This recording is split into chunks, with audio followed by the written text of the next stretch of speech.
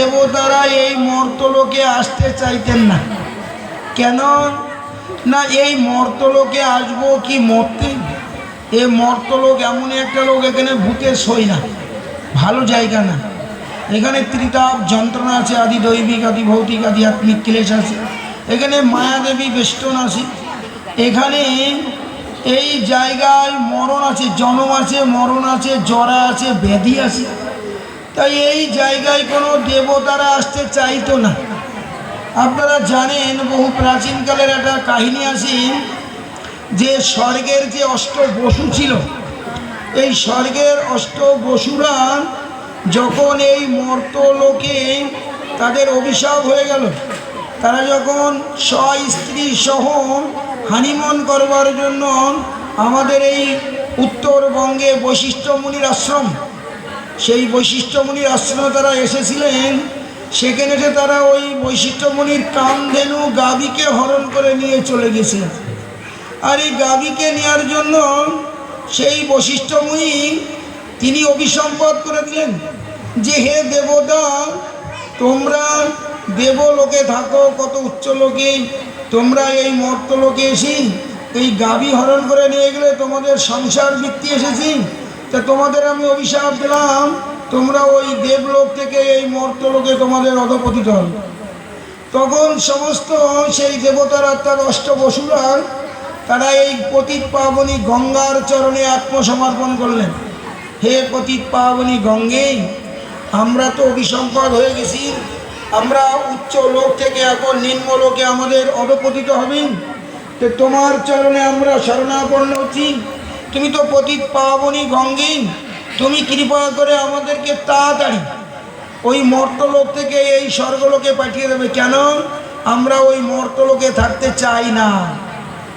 তাই স্বর্গের বসুরা এই লোকে আবির্ভূত হয়েছিল।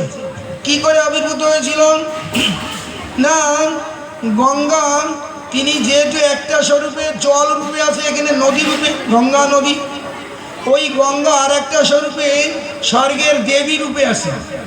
সেই গঙ্গা তিনি কি করলেন না, তিনি ওই নদী থেকে তার রূপে প্রকাশিত হয়ে গেলেন। আর ওই নদীর ধার দিয়ে তিনি চলছিলেন, অপূর্ব সুন্দরী রূপসী নারী। আর সেই সময় আমাদের ভারতবর্ষ তথা পৃথিবীর রাজা ছিল রাজা শান্তনু। তিনিও গঙ্গার তীর দিয়ে ভ্রমণ করছিলেন। আর অত সুন্দর রমণীকে দেখে তার সঙ্গে তার বিবাহ সম্বন্ধ হয়েছে। তা গঙ্গা বলেছিল, আমি তোমার সঙ্গে বিবাহ করতে পারি, তুমি যেহেতু ভারতবর্ষের তথা পৃথিবীর রাজা, তাই আমি তোমার সঙ্গে বিবাহ করতে পারি একটা শর্তে। কি না, আমি নারী হলেও আমি যা বলবো, তুমি পুরুষ হলেও, তুমি রাজা হলেও তোমাকে তা শুনতে হবে। আমার কথা তুমি যদি না শুনবে, তা আমি তোমাকে ছেড়ে দিয়ে ডিভোর্স দিয়ে চলে যাব স্বর্গলোকে। শান্তনু রাজা বললেন, আমি তোমার সব কথা শুনব, তুমি যা বলবে আমি তাই শুনব, তোমার সঙ্গে আমার বিবাহ সম্বন্ধ হবে। তখন রাজা শান্তনুর সঙ্গে এই গঙ্গা দেবীর বিবাহ হয়েছিল। আর এই গঙ্গা দেবীর বিবাহ হওয়ার ফলে গঙ্গা দেবীর সন্তান হয়েছিল। এক এক করে সন্তান হয়। আর গঙ্গা দেবীর সন্তানগুলোকে সব গঙ্গা জলে বিসর্জন দিয়ে দেয়। আর সন্তানগুলো গঙ্গার জলে বিসর্জন হয়ে তারা স্বর্গলোকে চলে যায়। এইভাবে 7টা সন্তানকে গঙ্গায় বিসর্জন দিয়ে দিয়েছিল। শান্তনু রাজা তার সন্তান এইভাবে যে গঙ্গায় বিসর্জন দিচ্ছে, তার স্ত্রী কোনো কথা বলছে না। কেন না, কন্ডিশন ছিল। তাই যখন 8ম নম্বরের সন্তানকে যখন বিসর্জন দিতে যাবেন, তখন রাজা শান্তনু বললেন যে আমি এই সন্তানকে আর বিসর্জন দিতে দেব না। তখন গঙ্গা বললেন, আমি তোমার সঙ্গে আর থাকবো না। গঙ্গা কি করলেন, ওই তার সেই 8ম সন্তানকে নিয়ে তিনি স্বর্গলোকে গমন করে চলে গেলেন।